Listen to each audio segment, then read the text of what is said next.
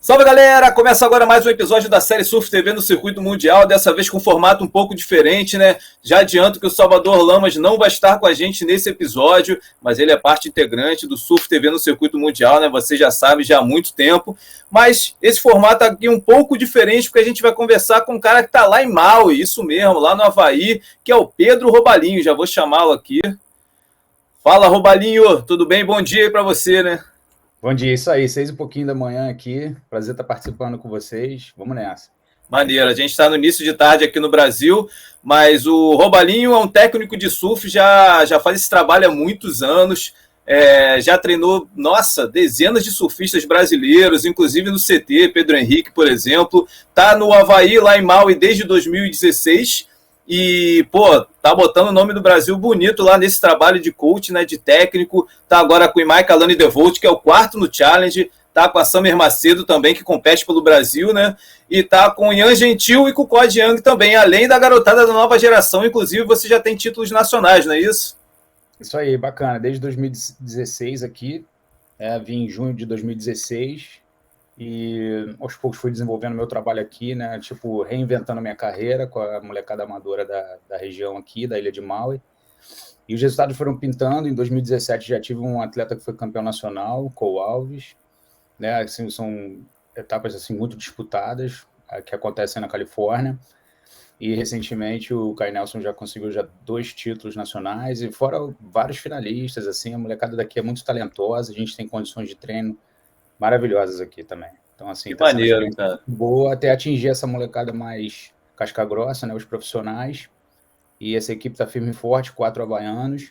E a Summer também agora está competindo pelo Brasil, também tem sua descendência brasileira, o pai dela é brasileiro, o Ronaldo. E o Felipe Chagas, que é um atleta que eu convidei para morar aqui em Maui e treinar, também está arrebentando, surfando muito bem. Já conseguiu fazer uma final em Huntington Beach, no Jax Pro, e está desenvolvendo, está melhorando cada vez mais. Qualquer hora ele vai estar lá beliscando o challenge também, se Deus quiser, um dia no CT. Que maneiro, cara, que maneiro. Parabéns pelo trabalho. Bom, e o nosso papo vai ser, lógico, sobre o Challenger Series, né? Circuito mundial, trabalho de coach, enfim. Eu quero começar, cara, com essa situação do Challenger Series, né? Da pontuação, da classificação dupla, né?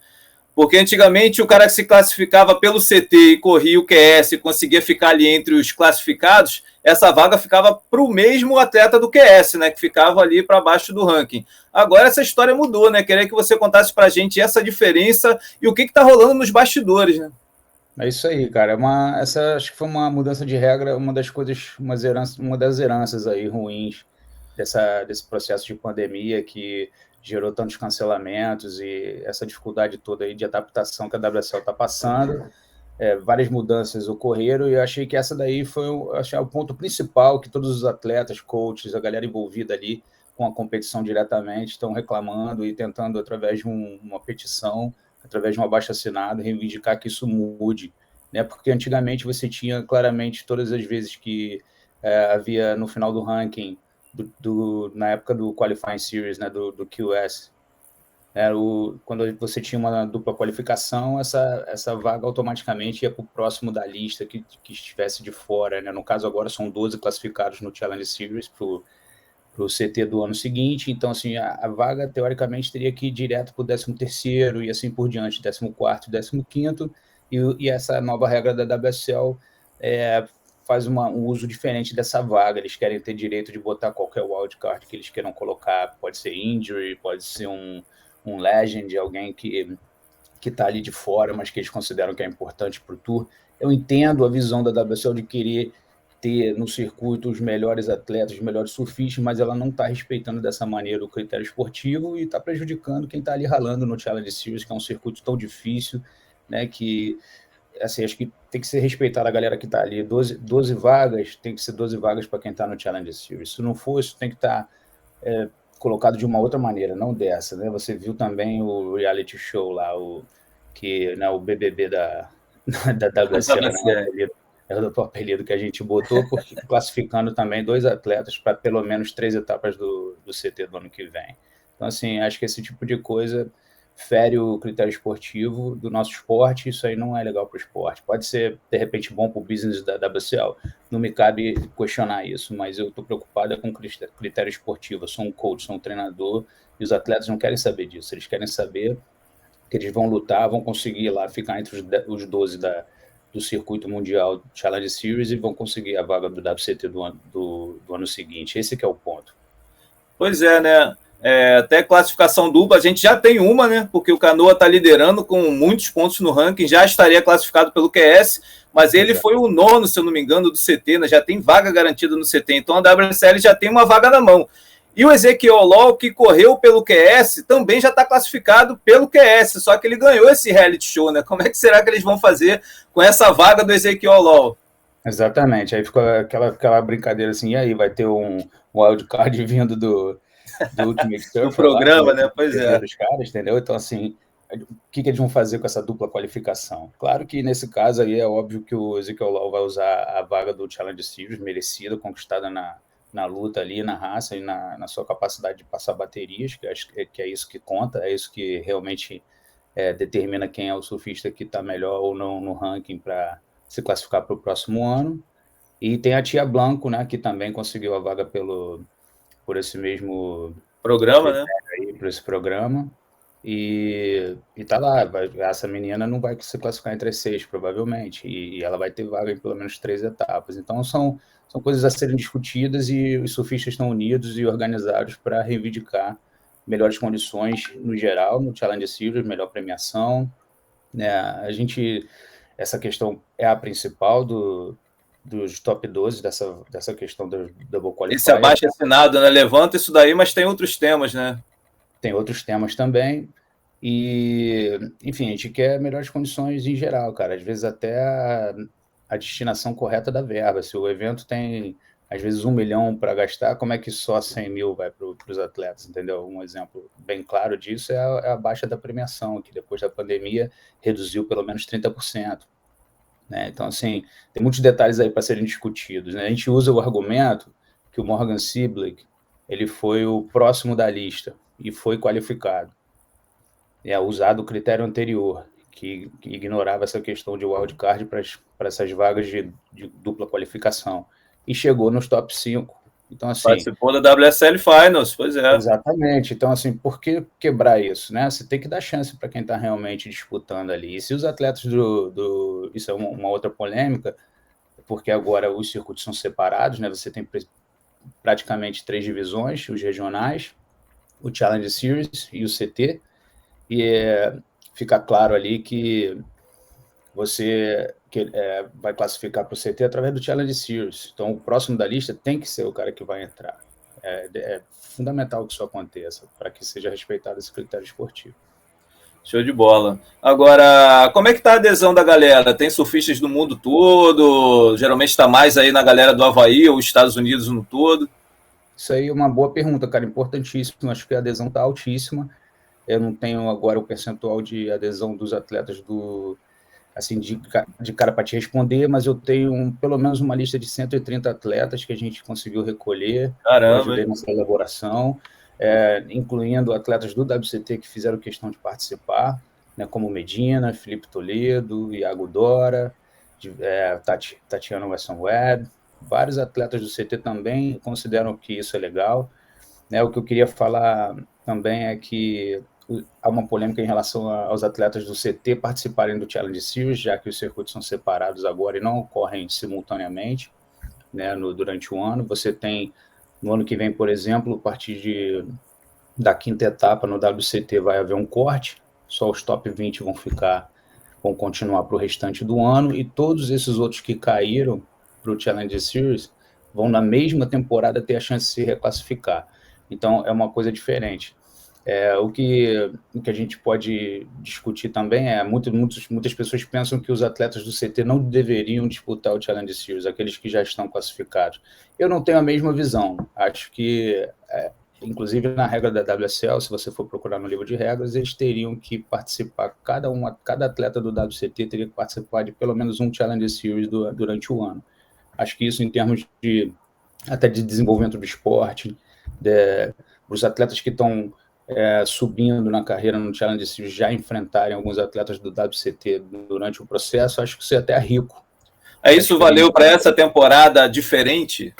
Olha, valeu em termos de... Assim, muita coisa foi mesmo estando no livro de regras, por isso que eu tenho esperança que no final do ano a gente não vai ter a utilização dessas duplas qualificações e que a gente vai conseguir classificar o 13º, 14º, dependendo de quantos WCT vão estar entre os top 12. A gente tem o Griffin Colapinto, que se participar de Rally agora, dia 26 de novembro, a chance dele se classificar entre os top 12 é muito grande também, né? A gente acredita ali que em torno de 12 mil pontos, ou até um pouco menos, os atletas que conseguirem essa pontuação já devem se classificar ali entre os 12, né? Assim, é muito provável. Lógico que a matemática precisava de um Oswaldo Souza aqui para dar um número exato. Saudoso Oswaldo Souza. Mas eu tenho uma planilha muito bem elaborada aqui, né, por mim e pela minha esposa, Rafaela Bentes, e a gente fez um estudo bem aprofundado. E tem aqui, você pode prever. Então, assim, alguns atletas só de entrarem no evento já estão trocando pontuação e subindo. Então, todo mundo que já ganhou alguma etapa tem 10 mil pontos, pelo menos, e mais 2 resultados para somar. Então, qualquer coisa que entrar agora já vai ser somado esses valores e rapidamente chegar perto dessa linha limítrofe aí, mesmo que o cara não vá muito longe no evento.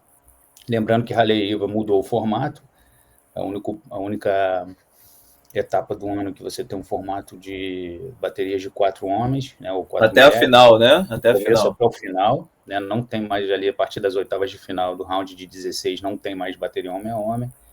E outra coisa também que é discutível, porque só no Havaí que muda o formato, teve um corte também.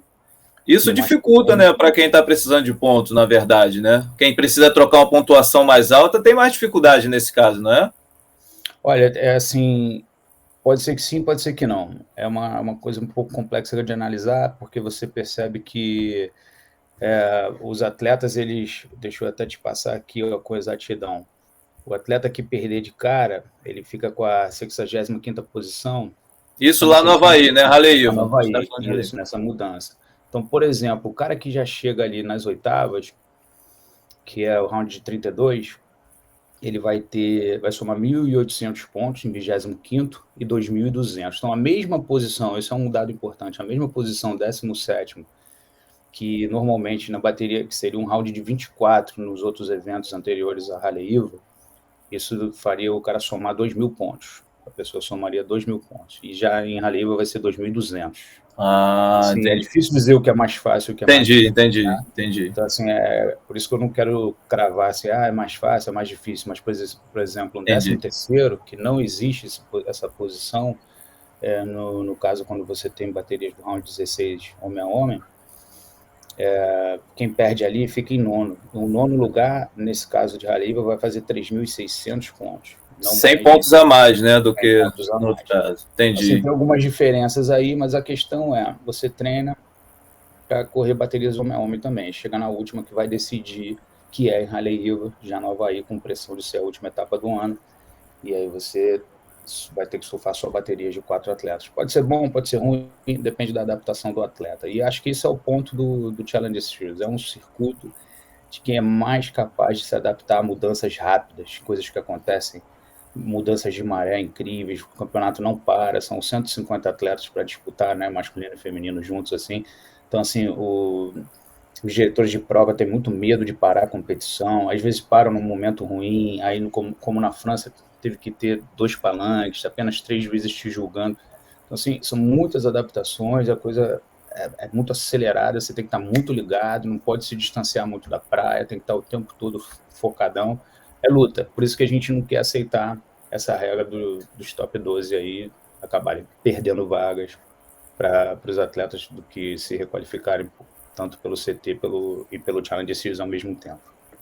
Entendi. Bom, agora, como você falou, né, a gente vai em novembro, mês que vem, para Rally IVA, na etapa que decide o título mundial, quer dizer, o título mundial, os classificados para a galera que vai lá compor, né, a elite, né, completar a elite. Vai haver um título, né, mundial, porque quem ganhar o Challenge Series vai ser um super campeão. Com certeza, Na minha opinião, é um monstro, um monstro sagrado do esporte. Ganhar um Challenge Series com certeza. Loucura, luta, porque todo mundo começa no primeiro round. não tem repescagem. Então, assim, esse cara que vencer isso, né? Você vê o meu atleta que está em quarto agora, a gente tem Mike Alane. O Mike Alane, The Volt, ele tem um round de 24, somou 2.000 pontos, uma oitava de final, que é um nono lugar, somando 3.500 pontos, e uma semifinal em Portugal, né? Então, assim, você vê, às vezes, até assim, putz, perdemos no round de 24 no Huntington Beach, putz, que loucura, que coisa horrível, a gente queria um resultado melhor. Tá somando e tá se classificando, né? As chances dele não se classificar são bem pequenas, teria que acontecer um desastre, assim. Acredito que a gente vai até conseguir passar mais baterias e trocar esse resultado. Então, ele está somando um 17º, um nono e um terceiro de Portugal, onde ele arrebentou e chegou até a semifinal. Foi bem interessante isso aí, foi bem legal. Fez nota 10, Portugal, 10 notas fez na mesma bateria. Tava show de surf, foi muito legal, foi uma experiência maravilhosa. Legal, cara. Agora, a gente já está falando dessa parte de troca de pontuação, né, cara, que é muito importante para o cara melhorar no ranking, né, melhorar a pontuação lá no Challenger Series, né, e falando dos brasileiros, a gente tem o João Chianca que está com 11 mil pontos em sexto lugar, né, tá empatado ali com uma galerinha ali, né, e depois vem o Samuel Pulpo em 15º, e o Lucas Silveira e o Matheus Erdim em 17º. Agora, a grande questão desses últimos três que eu falei é que o Samuel, apesar de estar melhor no ranking, ele tem uma pontuação muito mais alta para trocar do que o Lucas e o Matheus, né? A situação Exatamente. ali parece que dos dois, apesar de estar atrás no ranking, é melhor do que a do Samuel, né? É isso mesmo? Olha, dizer se é melhor ou não é, a gente pode até fazer uma análise mais detalhada. O Samuel está com 9.500 pontos, né? Ele troca 2.500 do Hang Loose do ano passado. Isso, 2.500. E ele soma mais duas etapas de 3.500. Então, tem 2 nonos e esse 2.500 do Hang Loose do ano passado. Né, o Matheus... Só para explicar, desculpa, a gente não falou, né, que esses foram 4 etapas do Challenger Series, né? Vão contar os 3 resultados, mas um resultado pode ser das etapas de 2020, né? Até o momento que o circuito parou, não é isso? Até 2019, na verdade. Então, assim, o circuito que aconteceu antes da pandemia, ele tem que ser privilegiado também. A gente teve esse corte abrupto, né? Esse cancelamento abrupto que aconteceu durante a etapa de Manly Beach, em março do ano passado, na Austrália, e a gente recebeu essa notícia, e-mail para todo mundo, falou, galera, ó, seguinte, o campeonato de Pirra está cancelado e ninguém sabe o que vai acontecer daí para frente, vai depender de várias coisas, a pandemia está arrebentando em tudo que é lugar, inclusive a gente que mora aqui no Havaí, nós ficamos muito preocupados e imediatamente já marcamos voo, tudo, com medo das ilhas fecharem e a gente ter que fazer quarentena, essa coisa toda. Era tudo muito desconhecido naquele momento, o medo estava, né, prevalecendo, assim, desconhecimento do que ia acontecer, como é que as coisas iam, a partir dali, se dar, e a gente ficou realmente muito preocupado. E a ilha aqui, como é um ambiente frágil, rapidinho já começou um monte de lockdown, assim, a situação ficou bem tensa, e o circuito mundial sofreu muito. Então, assim, o WSL teve que fazer adaptações, aí criou essas 3 divisões, né, campeonatos regionais, Challenge Series e CT, criou essa questão de como vão fazer as pontuações, né, a classificação para o Challenge Series de Huntington Beach, que foi confirmado, também gerou muita polêmica, tem muita gente que considera que não é justo o critério, mas também não leva em consideração que quem já estava no Tour tem que ter sua pontuação de certa forma privilegiada também. Teve pessoas assim que se beneficiaram disso, que às vezes com um evento que foi bem em casa, conseguiu a classificação para o Challenge Series, e gente que estava ralando um tempão, não estava com resultados bons naquele momento, já caíram, ficaram de fora do Challenge Series. Alguns participaram das suas regiões e foram assim, o próximo da lista de classificação, né? Por exemplo, aqui no Havaí, de 7 atletas classificados, 4 foram elencados pelo circuito mundial de primeira divisão. Foi até como o Imai entrou, o Ian Gentil, o Joshua Muniz, né, que até sofreu um acidente, e graças a Deus está bem, né? A gente estava lá em Portugal todo mundo junto, ele teve esse problema, e graças a Deus vai ficar bem, vai levar um tempão para recuperar, mas vai ficar legal. O que houve com ele mesmo, cara? Dá uma lembrada. Quebrou o pescoço surfando, foi assim, você vê como o surf é um esporte radical, né, cara? Não foi dando aéreo, não foi dando backflip, não foi pegando tubo, foi simplesmente saindo da onda. Ele chegou na beira, assim, no quebra-coco, chutou a prancha, caiu para trás. Essa é a descrição, eu não estava no momento, né, mas o Ian Gentil estava, o Coriang, os caras que já tinham perdido em Portugal, falaram, bom, vamos treinar, né, porque Acho que a força do atleta é isso, perdeu a etapa, às vezes é por meio ponto, às vezes é por um ponto, às vezes é uma besteira, continua treinando, já vai no dia seguinte, não pode nem pensar. Se for no mesmo dia, eu acho mais vencedor ainda. Vai, regroup, né, se reagrupa e vai surfar. Então, assim, eles estavam indo treinar nessa praia de super tubos e acabou sofrendo essa lesão. Entendi. Mas é isso, assim, o circuito ele sofreu de várias formas, algumas pessoas se beneficiaram, mas muitas pessoas não se beneficiaram, que tiveram mais dificuldade de se manter na elite. Né, eu tenho um atleta que era nível WQS 6.000, Felipe Chagas, e hoje em dia ele está lutando em campeonatos de 1.000 pontos na América do Norte, que ele teve que se filiar na América do Norte. Ele mora aqui no Havaí. No Havaí ele não teve uma receptividade, assim, as regras, como eu falei, dos escritórios regionais são diferentes. Se você fosse filiar pela América do Sul, vai ser um número de classificados diferente, campeonatos diferentes. América do Norte é a mesma coisa, aqui no Havaí é a mesma coisa. Então, assim, são apenas 7 atletas, e para você poder realmente pontuar por aqui, ele estava inscrito pela região do Havaí, mas você tem que ficar 3 anos morando, mostrando que já paga taxa, é bem mais confuso. A América do Norte já é bem mais acessível, você vê que tem atletas do México, tem atletas como o Josh Burke, que é de Barbados, tem atletas brasileiros que disputam o circuito por lá, e tem um número maior de vagas do que o Havaí também, se não me engano, 10.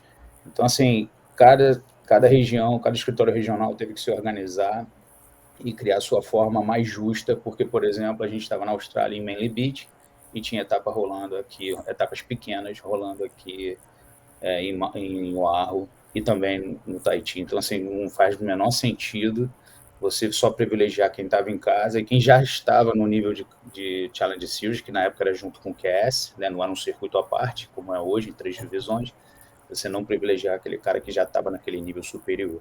Então, assim, são detalhes aí, acho que a gente vai sofrer com essas mudanças. Esse ano de transição é um ano complicado, né? Tive atletas que ficaram bem, outros ficaram mal, e acho que ano que vem a gente começa ajustes e a gente aprende com os erros e tenta fazer. Então, assim, eu sou um crítico da WSL em alguns aspectos, mas a gente tem que entender também que eles terem conseguido manter o circuito andando já foi uma coisa, assim, bastante significativa, e também a gente precisa dar o braço a torcer, que o trabalho que eles estão fazendo é muito difícil de realizar também.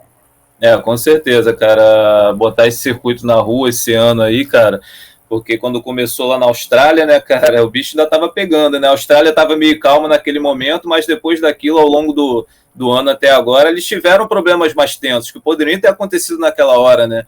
Então, assim, eles conseguiram realizar um circuito mundial, foi excelente, menos etapas, saiu de última hora, mas rolou. Foi. Verdade, assim, eu bato palma para a Austrália, assim, acho que é bem difícil ser australiano no momento, né, a galera que viaja para fora, quando volta, tem que pagar do próprio bolso 15 dias num quarto de um hotel, que soma $3.000, isolado, 15 dias isolado, é uma prisão ali, né, temporária, isolado, pagando do próprio bolso, mas você vê o número de mortes totais num país de mais de 20 milhões de habitantes, não passar nem de 1.100, 1.200, eu não tenho certeza do número, mas é muito próximo ali, é uma coisa que proporcionalmente é um dos melhores resultados do mundo e mostra a preocupação do país de estar cuidando da sua população em primeiro lugar. Todo o resto da discussão de economia, blá, blá, blá, que Brasil, Estados Unidos e outros lugares priorizaram, mas quantas pessoas morreram por causa disso. Então, assim, eu aprecio e acho que o esforço tem que ser feito. O Havaí fez isso durante muito tempo, depois passou por um momento de abrir repentinamente, também de não testar pessoas que estavam vacinadas para estimular a vacinação, e mesmo pessoas vacinadas podem carregar o vírus, enfim, a comunidade sofreu, eles tiveram que restringir de novo. É um lugar que ainda pode ser considerado um dos melhores lugares, pelo menos nos Estados Unidos é o melhor estado, mas também sofremos bastante aqui também. Show. Agora, voltando ali, como a gente estava falando, Joãozinho, queria falar do João. O João é namorado da Summer, e isso aí trouxe uma proximidade ainda maior para a gente. Eu estou sempre de olho ali nos resultados dele. Ele tem 2 resultados. Ele tem um de 4.000, que ele carrega do ano passado. O 4.000 foi o vice no voo com pipe, né? Pipeline. Excelente. O garoto, João em pipeline é, meu irmão, uma maravilha assistir. Eu até tive o prazer de filmar aquela onda dele que concorreu à melhor onda de pipeline. Aquilo foi backdoor, foi uma direita, né? Backdoor, exatamente. Ah, grosseira aquela onda, hein? E o Leandrinho que treina ele, filma também as sessões. estava do meu lado e ele deu uma bobeira assim, eu percebi o lance, peguei a onda, foi bem legal. Então ele tem 2 resultados de 3.500, né, que são 2 nonos, e esse 4.000, ele tem que trocar um nono. Se a gente for pensar que ele tem que trocar esse nono, então ele vai ter que fazer semifinal. Essa que é a curiosidade. No formato anterior, quartas de final, ele já estaria trocando esse resultado. Agora ele precisa ir até a semifinal. Mas então, ele, assim, com sorte, ele pode se classificar com esses 11 mil sem trocar? Ou você acha que é muito arriscado?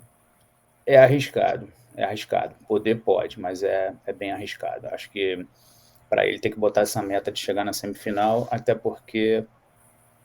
perdão, não é semifinal não, falei besteira. Se for o nono, vamos ver aqui só para não ter erro na informação, um quinto levaria ele mais a somar 5.000 e um sétimo... na verdade ele já troca com o nono, mas vai trocar só 100 pontos. Então entendi. Realmente, semifinal realmente ele troca com mais segurança e aí vai para uma pontuação de 12.400 pontos se ele ficar em sétimo e 12.600 pontos se ele ficar em quinto. Então, assim, realmente ele está com boas chances de classificação, mas tem que se coçar, tem que manter a concentração. Assim como o meu atleta está em quarto no ranking, mas, por exemplo, o Net Young, só de entrar no evento, já passa meu atleta. Só de somar 600 pontos ali, perdendo em último, ele já... Então, assim... O Emma Kalani está trocando quanto? Ele troca um nono, né? Que nono. São... Isso, são... 3.500?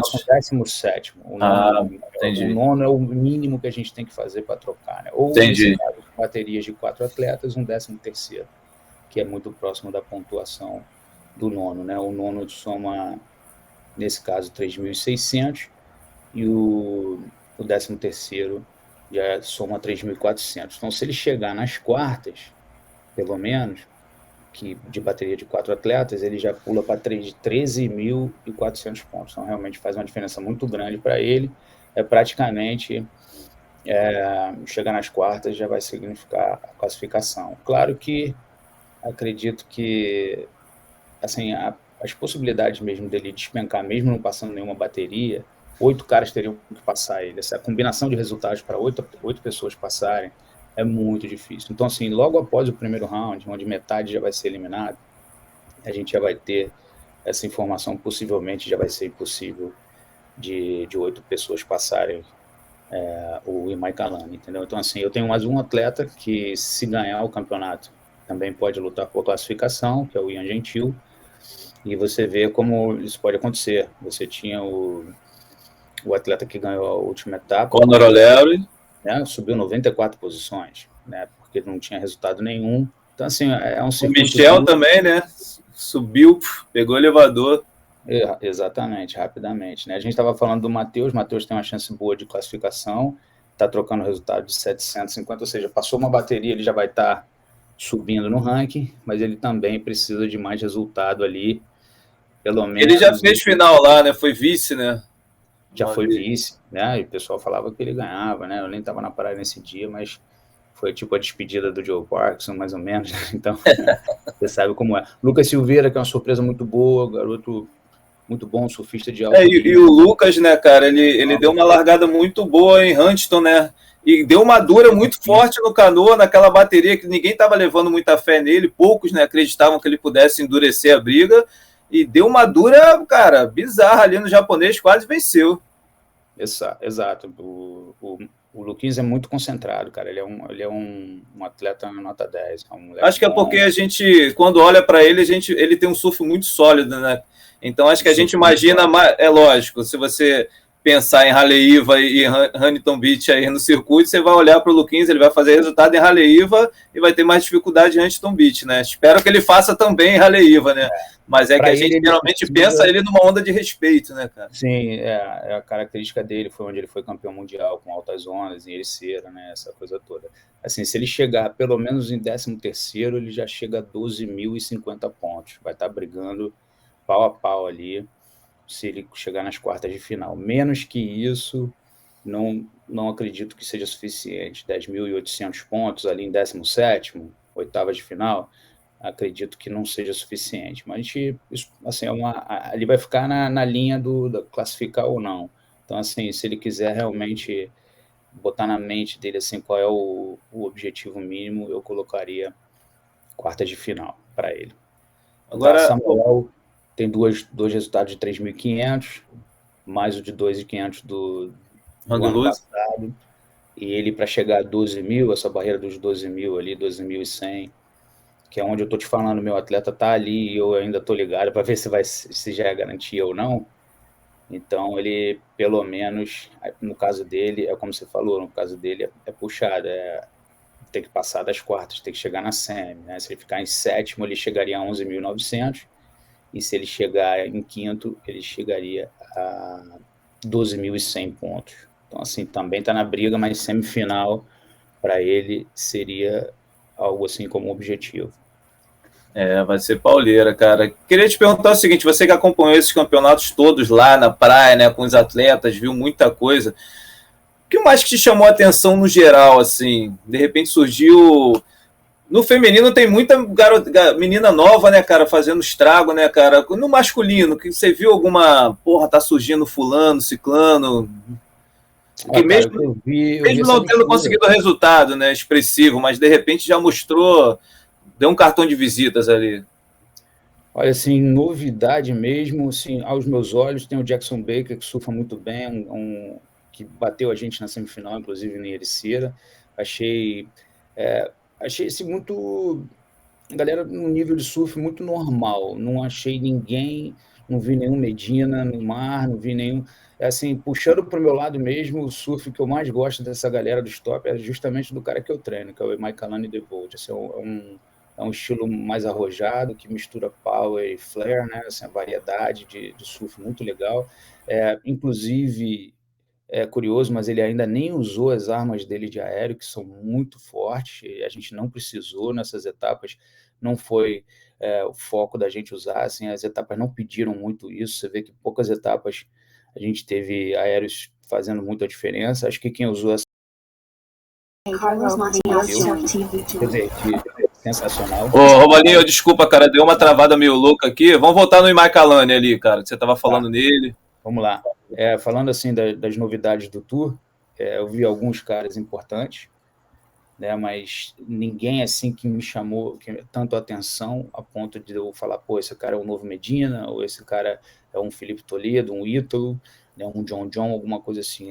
Não vi nada que possa levar a crer que alguém que destoou tanto dos outros. Achei o Canoa, que é um cara do CT, surfando muito bem, com muita autoridade, muito solto, muito à vontade, sem responsabilidade nenhuma, sem pressão, dá para ver isso. Mas ele já é um CT, não é novidade. Dos atletas, assim, puxando até um pouco a sardinha para o meu lado, mas não porque é meu atleta, mas sim porque e as notas mostram isso também, né? As notas que o Imai Kalani DeVolt consegue, a gente chama ele de Imai aqui na ilha, né? Todo mundo chama ele de Imai. Como ele foi visto assim pelos próprios atletas, pelos juízes, muitos elogios, é um cara que surfa muito radical, tem muita pressão nas manobras, né? Eu até apelidei as manobras dele chutando a rabeta de horse kick, assim, né? Brinco com ele que ele tem uma perna de Roberto Carlos, né? Jogador de futebol brasileiro. Então a gente está fazendo um mix de culturas, assim, bem interessante. E ele conseguiu notas sensacionais, foi notas 10, 9.6, vários 9 durante aquela etapa de Ericeira ali, foi sensacional, né? A gente chegou muito próximo da vitória, né, na semifinal. Faltou achar as ondas certas na semifinal para disputar. A gente perdeu para o Jackson Baker, que eu acho que é uma boa revelação. É um cara que surfa com alegria. Mas, como eu falei, assim, em termos técnicos, eu não acho nem o Jackson tão impressionante assim, mas ele é um bom competidor, surfa sólido, o tipo de atleta que eu falo que é fácil de julgar. Ele faz as manobras muito limpas, com muita fluidez, e no QS isso conta demais, né? Lógico que quando chegar num nível de disputar com os melhores do mundo, ele provavelmente vai sofrer, vai ficar faltando alguns truques a mais. Em termos de aéreo, cara, que foi uma coisa que o Imai Kalani nem usou praticamente, essa arma que é tão forte dele, mas eu vi o Matheus Herdi usando os aéreos com muita facilidade. Samuel Pupo deu um aéreo gigantesco também, fez um 9,43, na hora eu puxei um 10 ali, falei pra galera que tava ali no palanque, falei, galera, isso aí é um 10. Foi muito alto, cara. Foi muito alto, muito difícil de executar uma manobra daquela ali na França, ainda mais durante uma bateria. Achei sensacional. Assim, tô achando essa galera muito bem, os brasileiros que estão chegando ali mais perto da qualificação. Eles estão soando muito bem e realmente são uma nova geração. O João competindo muito forte, né, sempre saindo na frente nas baterias, buscando. Não é um cara de sentar e esperar. Ele surfa, compete, né? Até falei isso para ele outro dia, ele compete parecido com o Canoa, que também pega bastante onda. É uma característica do Medina também, acho que eles se inspiram nisso, e quem está com surf no pé pega bastante onda e tenta fazer, não fica só esperando, né? Quem precisa mais de uma onda sólida, porque realmente a gente nota isso no julgamento, quem pega uma onda mais sólida na bateria, mesmo que não surfe tão bem, geralmente ganha bastante nota.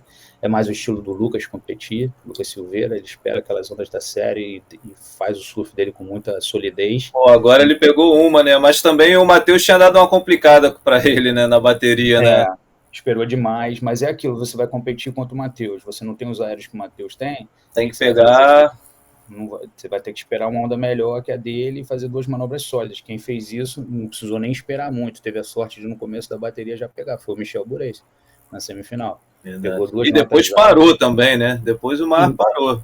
Exato. E assim, parou, mas também, de repente, o Matheus poderia ter ciscado mais por baixo no inside, ter tentado os full rotations que ele tem, talvez. Mas como era muito começo de bateria...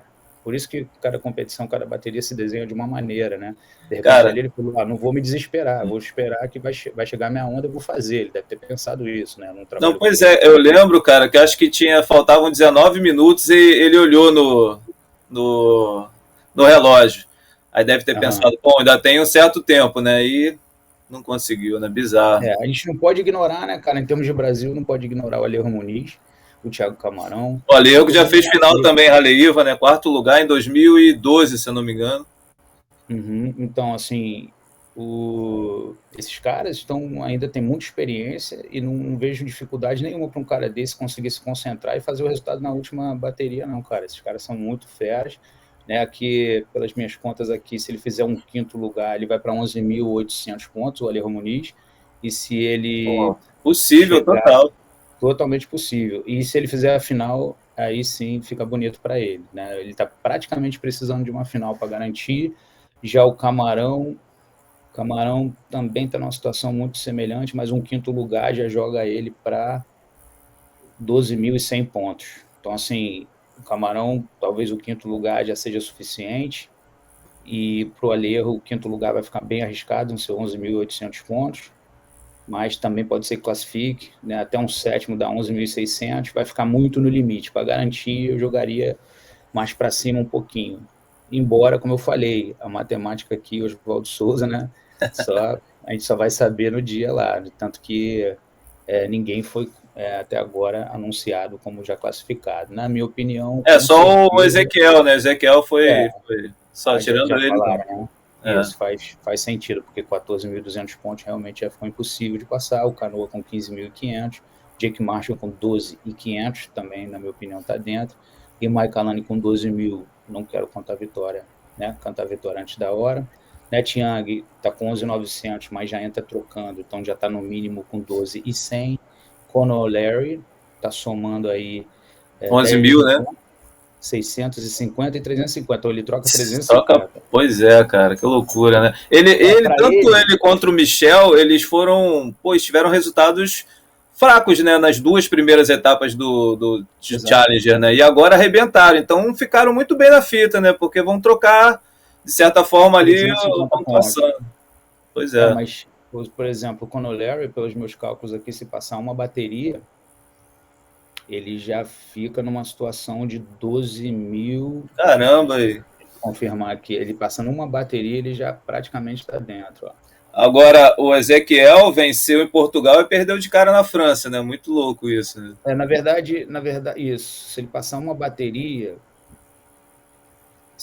acho que 2 baterias seria mais correto. Se ele chegar nas oitavas, ele já chega pelo menos, né, terminando em 25º, ele já chega a 12.400. Então ele já fica bem na fita ali. E o Michel Bourez, que tá trocando, né, um resultado de 350 pontos, ele só de entrar é pouco, ficando ali em 33º, também é pouco. Ele ganhou 8 mil, né, como vice, não é isso? Exato, 8 mil pontos como vice. E ele fica bacana assim, eu até pintei aqui, né? Porque é um cara que pode passar o EMAI. Se chegar em 13º nas quartas de final, ele já vai para 12.050 pontos. Então, assim, tem uma galera do lado de fora ali. É praticamente quando você for ver a galera passando ali para oitavas, quartas, aí começa a despencar o castelinho de alguns e a coisa melhorar para outros. Vai ser aquela luta ali de praticamente oitavas, quartas, semifinal, e a gente, na semi, vai estar todo mundo já quase que definido, assim, um ou outro que pode pular lá de trás e ganhar o campeonato, fazer 10 mil pontos ou fazer 8 mil, e aí vai ser a surpresa do campeonato, vai ser aquele... Já vi atletas que estavam muito mal no ranking chegarem ali e ganhar a etapa, eu me lembro do Acho que Trevor. o Frederico, foi o Frederico ou foi o Dusty Penny, que fez 2 resultados no final do ano Isso, em foi o Halle Dash e Penny, com Sunset. certeza. Os caras estavam mal pra caramba. Legal você citar o Dash Penny, que foi o último atleta aqui de Maui que foi da Elite, do circuito mundial. Então, assim, agora a gente está também em termos de locais aqui, é muito interessante estar fazendo parte desse processo aí de classificação do Maikalani Devolt. E isso aí é uma coisa que é muito gratificante. Pô, claro, parabéns aí, cara. E, Robalinho, cara, pra gente finalizar, tem alguma coisa a falar sobre o julgamento ou não? Passou tranquilo? Olha, cara, tranquilo nunca é. Eu acho que o julgamento, assim, na cabeça dos atletas, dos coaches, até às vezes da imprensa, dos comentaristas, fica um pouquinho on and off, né? Assim, fica assim, às vezes tá ok, às vezes não tá ok. De uma maneira geral, não acho que é um ponto, assim, que a gente possa dizer, o Challenge Series, o julgamento foi uma porcaria. De maneira alguma, não acho isso. Acho que em muitos momentos houve falhas. Acho que também eu trabalho treinando meus atletas, fazendo muitas baterias durante os treinamentos. Sei o quanto é difícil julgar e também não quero ficar sendo aquele coach que acha que o trabalho dos caras que julgam, dos juízes, é horrível, algo assim. Não é um trabalho difícil de fazer, mas vejo falhas e acho que as falhas se devem ao fato dos juízes não se preocuparem, né, uma coisa que eu sempre coloco, não se preocuparem em nivelar a informação com os atletas, com os coaches, com a imprensa, com todos os envolvidos no processo esportivo do surf. Então, assim, eu acho que está faltando ainda um esforço maior do julgamento de surf em geral, não só do Challenge Series, mas mundial, da WSL, da ISA, da ISA, né, de todas as entidades, em combater a subjetividade. Mais coisas serem criadas para combater a subjetividade. Então, assim, minha crítica é essa. Eu gostaria de ver simpósios, gostaria de ver encontros com atletas, com juízes, com a imprensa, com pessoas que são feras no assunto, com os coaches, e a gente ali determinasse, né, fizesse uma nivelação de nomenclatura, de manobras, grau de dificuldade das manobras, conceitos básicos para o que é um high score, o que é uma nota fraca, o que é uma nota boa, e todo mundo ficar mais nivelado, e na hora do meu treinamento eu ter mais argumento para usar com meus atletas, porque fica assim, legal, foi um 8, lá em casa eu te dava 6,5. Essa aqui foi um 7, lá em casa eu te dava um 8. Enfim, como é que a gente, eu ter mais ferramenta como coach para trabalhar, isso seria possível, seria viável se a gente tivesse um comprometimento maior dos juízes e seguir um critério. Né? Outra coisa que eu acho assim que gostaria de combater, ter um palanque duplo no Challenge Series, sou contra isso. Tudo bem, França é um lugar especial, teve que acontecer, não teve outro jeito. E como eu falei, não quero ser só um cara que reclama. Qual seria a solução para isso? Talvez uma janela maior, talvez uma utilização melhor dos momentos de competição. Eu vi em Huntington Beach, aí já não é julgamento, mas é uma questão de diretores de prova não pararem o campeonato em Huntington Beach na maré cheia, pelo menos por 2 horas. Teve baterias ridículas ali que as pessoas não conseguiam nem surfar. Então, uma pessoa fazia um 5, já estava praticamente classificada, porque todo mundo estava somando 2 e 2, 2 e 3, 1,5 e 3, sabe? Isso não é surf, isso não é competição. Então, no Challenge Series, para selecionar alguém para o WCT, não tem condição de ser numa situação dessa, entendeu? Então, assim, são coisas que eu tenho críticas ao Challenge Series, mas voltando ao julgamento para não perder muito na análise, a questão é essa, acho que falta mais comprometimento e eliminação da subjetividade, que a gente nunca vai eliminar, é inerente ao esporte, faz parte da nossa vida ali de atleta de surf, coach, juiz, todo mundo, mas acho que dá para a gente trabalhar mais contra isso. Eu vi situações onde a melhor onda está sendo valorizada demais. A minha maior crítica, se eu for escolher uma só, se eu for elencar uma só, eu acho que os juízes julgam demais a onda e menos o surf. Eu vi isso na bateria do João Chianca, que nem é meu atleta, então não estou reclamando de alguém que eu treino, contra o Carlos Munhoz. Achei que o Carlos foi valorizado porque pegou as ondas maiores, fez 2 manobras mais simples, ao meu ver, do que algumas manobras do João, mas pela onda do João ser um pouco menor ou algo assim, eles consideraram aquelas manobras do Carlos melhor e deram mais nota para ele. Então eu vi isso em alguns momentos, vi o Hiroto Ohara também ganhando excelente 8,5 fazendo um surf, que eu vejo muitos atletas fazendo aquele surf ali com certa facilidade para o nível profissional, e aí, por conta da onda ser uma boa onda, acaba que a nota sai muito alta. Eu acho que essa questão de julgar demais a qualidade da onda num mar onde é muito randômico, onde você está dando a chance de que a sorte prevaleça mais quando você julga dessa maneira. E acho que a gente podia fazer alguma coisa mais voltada para a técnica do surfista. Se ele pegar uma onda um pouco menor e surfar bem melhor, você não tem que punir o cara porque ele não conseguiu achar a melhor onda da bateria. Entendeu? Entendi. Então, são situações assim que podem ficar mais claras e isso pode ser um consenso e ficar mais claro o entendimento para todos os envolvidos. Então, é difícil fazer isso, não acho que é uma tarefa fácil, mas não vejo esforço nesse sentido e acho que essa é a minha maior crítica, não só ao Challenge Series desse ano, mas historicamente no julgamento de surf. Show de bola, cara. Pedro Robalinho, cara, muito obrigado aí por trocar essa ideia comigo aqui, cara, maneiro mesmo. Até ontem, né? Falei contigo que a última vez que a gente esteve junto foi em El Salvador, né? A gente pegou um solzinho lá interessante, que eu dei um rola nas pedras, perdi quilha. Boa lembrança. Bem maneira, né?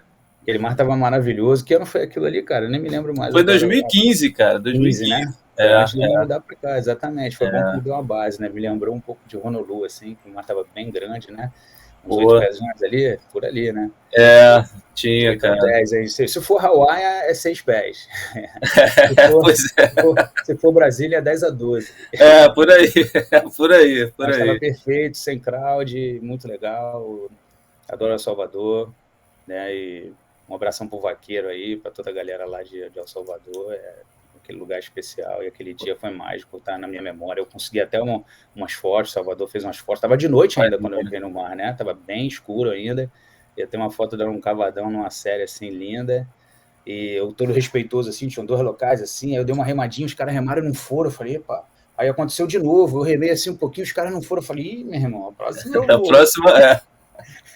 Aí eu fui na próxima, foi uma onda linda assim, inesquecível. Surf meu irmão, é para isso que a gente vive, né? Vivo demais, surf. Cara. De histórico, isso aí, viva o surf. Valeu, Robalinho, obrigado, cara. A gente vai se falando aí, manter contato. Aí. Grande abraço, irmão. Fica com Deus aí, galera. Boas noches. Valeu, galera. Obrigado. Já finalizou. Valeu, galera. Um abraço. Um abraço.